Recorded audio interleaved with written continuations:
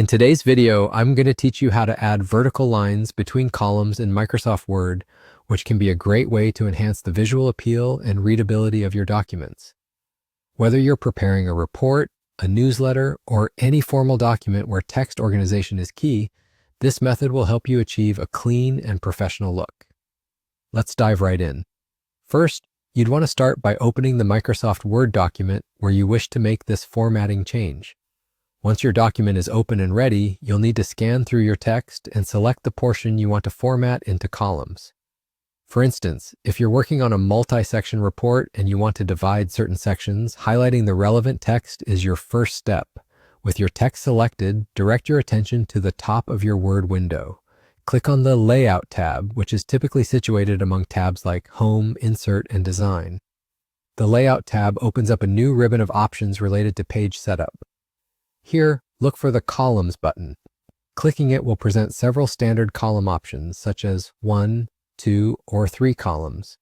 To customize your layout further, you'll want to select More Columns, which gives you additional flexibility in your document's appearance.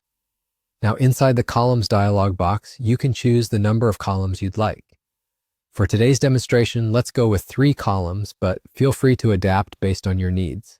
The more columns you add, the more segmented your content will be, allowing for clear and distinct separation between sections. Under this selection, you'll notice an option labeled Apply To with a drop-down menu next to it. This feature is crucial because it allows you to apply the column layout specifically to your selected text rather than the entire document. Additionally, there's a checkbox labeled Line Between. This option is what lets you insert a vertical line between your columns, a small yet effective visual tool that can significantly enhance the structure of your document. Ensure this box is checked to achieve that polished look. Once you've confirmed these settings, the number of columns and the line between them, you can proceed by clicking OK. And just like that, you're finished. The section of your document that you selected should now be neatly divided into columns with thin vertical lines in between.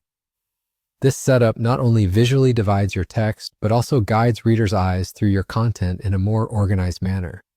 It's a small change that can make a big difference in how information is presented and perceived. I hope this walkthrough made the process clear and straightforward. If you have any more formatting needs or Word-related questions, feel free to ask in the comments below. Thank you for watching, and happy formatting!